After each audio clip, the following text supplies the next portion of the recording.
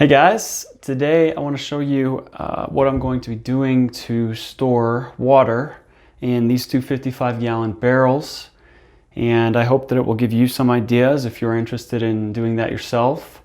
To get started, you first need the materials. What we've got here are 2 barrels, 55 gallons each. I've got some bleach, unscented bleach that can be used to clean the barrels, as well as to decontaminate the water and prep it for long-term storage. I'm going to use some paper towels to clean off the surface area of the top of the containers a little bit before I fill them, so I don't get contaminants in the water. This is a siphon pump, and what I mean by siphon pump is that it's got this long tube. So this will be used to actually extract the water once you need to extract it. So you'll want to have that when you store your water in case you need to extract it soon.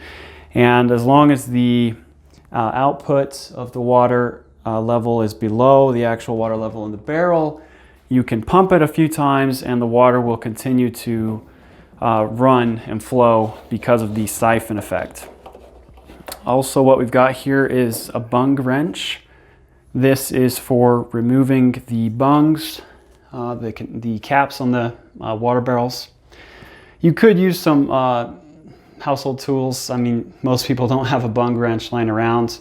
You could probably use some channel locks as well and kind of just finagle it a little bit. This makes it easy. It's like 10 or 12 bucks.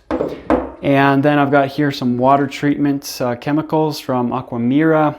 What those are used for is to also sterilize the water for long-term storage. It's supposed to help preserve a good water taste. Another thing you can do if you find that the water doesn't taste very good is that you can extract some and slosh it around between 2 containers, and that will get some more oxygen in the water and bring back the taste. So it'll be more enjoyable. So that's the materials we need. What I want to do first is clean the barrels. So in order to do that, I'm going to put a little bit of bleach in, maybe a half a cup or so, and in each barrel with maybe a few gallons of water. And then I'm going to roll the barrels around outside. I'll show you that, and let it sit for maybe an hour and roll it around a little more, and then clean it out with water, get that bleach out of there a little bit, and then bring it back in here and fill them up. One thing you want to make sure of before you get started is you need to have a good location to store your water barrels. You do not want to store them on hot cement or cement that can get hot.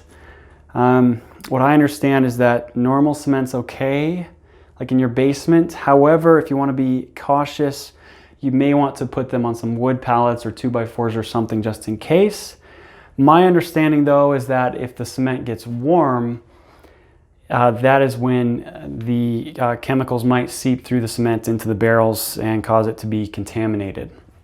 So keep that in mind. And each one of these weighs 460 pounds roughly full. So you're not moving it if you fill it up and it's not where you want it to be. You'd have to take all the water out and move it. That's 207 kilograms as well. So make sure you have a storage location identified.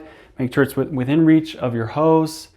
And another thing that I'm not going to do, but if you want to be, again, extra cautious, you can use a special hose. I'll put that in the description, that is a little bit cleaner than an ordinary garden hose for filling your water barrels. All right, so let's go clean the barrels and go from there.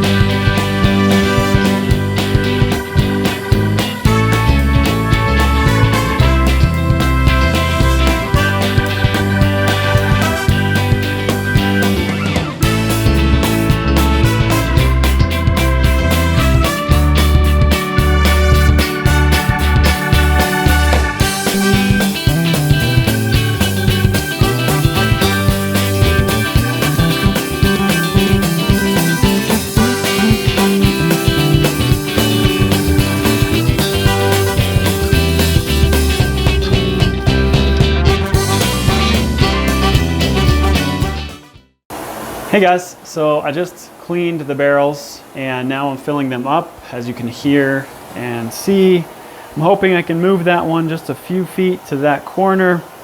When it's full, we shall see. 460 pounds, like I said, but I'll let you know if that works out. Some notes about cleaning the barrels. You don't want to put too much water in. You want to make sure you can still roll the barrel around and manipulate it, and it's not too heavy to dump out that water. So I would say just several gallons should be fine.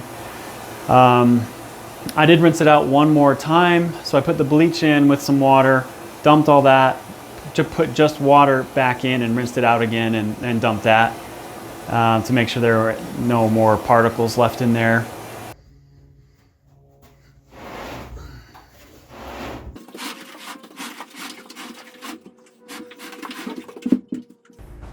Okay, we're all done with filling these two barrels. They're full, and it took about 15 minutes each from the water hose. Not too long.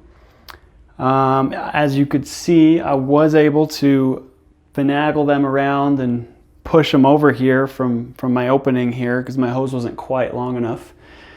But I'm about 185 pounds, so you might want to get someone else to help if you're not able to do that, if you need to move them slightly to adjust. I'm going to put bleach in this one, 2 tablespoons, and the Aquamira solution in this one. There's a little sticker that it came with. I'll put on here to know that I did that one. So let's go ahead and do that. It's been sitting, the solution of the 2 chemicals, for about 5 minutes, which is what it directed. Put that in there and we're good to go.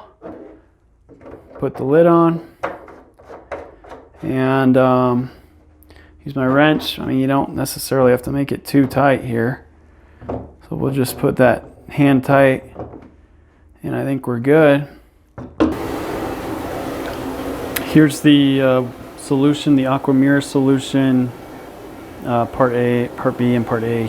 And I mean, the biggest reason is kill odor-causing bacteria and enhance the taste of stored potable water. So I really think it's supposed to just help it taste better and disinfect. But anyway, each one of these is 2 ounces, which is the appropriate ratio for a 60-gallon barrel. So I have 55 gallons. I'm just going to use a full 2 ounces.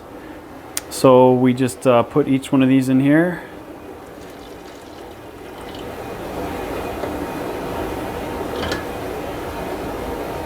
And let them react for, I think it said 5 minutes. Yep. And then we put it in the container.